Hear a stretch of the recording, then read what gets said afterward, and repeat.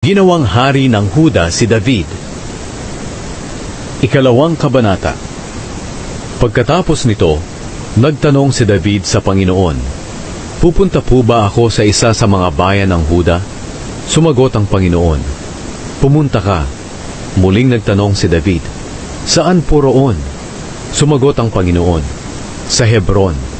Kaya pumunta roon si David, kasama ang dalawa niyang asawang sina Ahinoam na taga Jezreel, at Abigail na byuda ni Nabal na taga Carmel.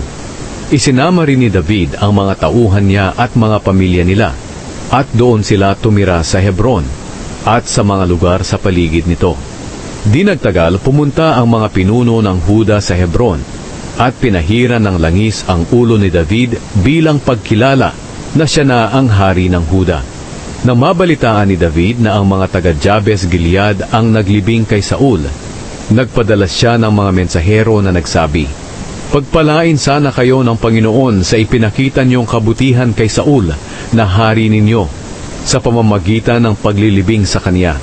Ipakita sana ng Panginoon ang pagmamahal at katapatan niya sa inyo, at ipapakita ko rin sa inyo ang kabutihan ko dahil sa ginawa ninyo. At ngayon magpakatatag kayo at lakasan nyo ang loob nyo, kahit patay na ang hari ninyong si Saul. Ako naman ay pinili ng mga taga-Huda bilang kanilang hari." Ang alitan sa pagitan ng pamilya ni David at Saul. Ngayon, ang commander ng mga sundalo ni Saul na si Abner na anak ni Ner ay pumunta sa Mahanaim kasama si Isboset na anak ni Saul. Doon hinirang niyang hari ng buong Israel si Isboset. Kasama na rito ang mga lugar ng Gilead, Ashuri, Jezreel, Ephraim at Benjamin. Si Isboset ay 40 taong gulang nang maging hari ng Israel, at naghari siya sa loob ng 2 taon. Si David naman ang kinikilalang hari ng mga taga-Huda, at naghari siya sa Huda sa loob ng 7 taon at 6 na buwan. Doon siya nanirahan sa Hebron. Isang araw, nagpunta si Abner sa Gibeon mula sa Mahanaim kasama ang mga tauhan ni Isboset. Sinalubong sila ni Joab na anak ni Zeruya kasama ng iba pang mga tauhan ni David doon sa imbakan ng tubig sa Gibeon. Umupo ang grupo ni Abner sa kabilang panig ng imbakan ng tubig, at ang grupo naman ni Joab ay naupo rin sa kabilang panig. Sinabi ni Abner kay Joab, "Paglabanin natin sa ating harapan ang ilan sa mahuhusay nating sundalo."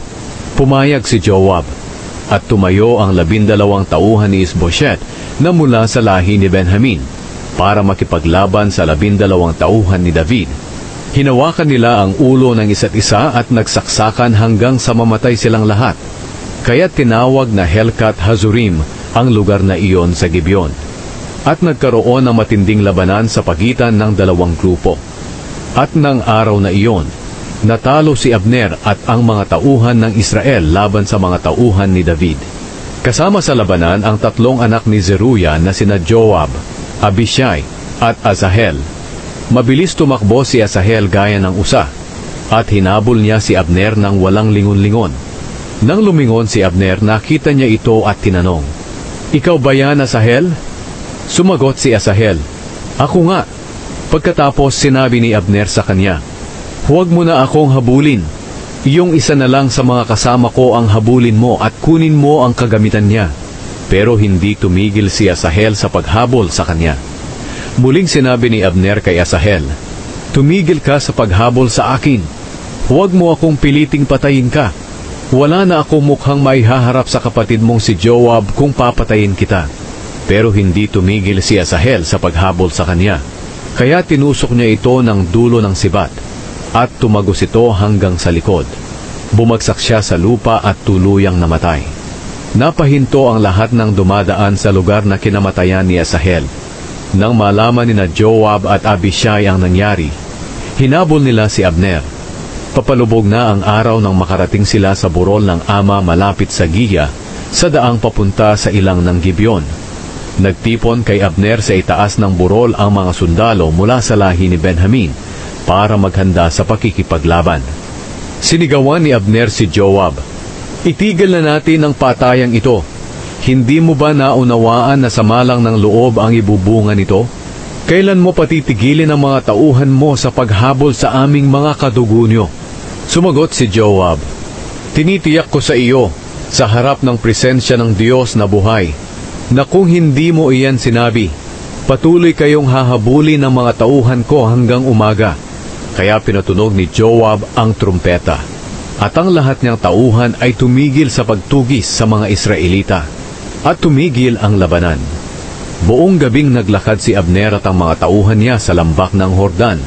Tumawid sila sa ilog ng Hordan at nagpatuloy sa paglalakad buong umaga hanggang sa makarating sila sa Mahanaim. Nang huminto si Joab sa paghabol kay Abner, siya at ang mga tauhan niya ay umuwi na rin. Nang tipunin ni Joab ang mga tauhan niya, nalaman niyang bukod kay Asahel, 19 ang napatay sa kanila. Pero 360 ang napatay nila sa mga tauhan ni Abner, at ang lahat ng iyon ay mula sa lahi ni Benjamin. Kinuha ni na Joab ang bangkay ni Asahel at inilibing sa libingan ng kanyang ama sa Bethlehem. Pagkatapos, buong gabi silang naglakad, at kinaumagahan, nakarating sila sa Hebron.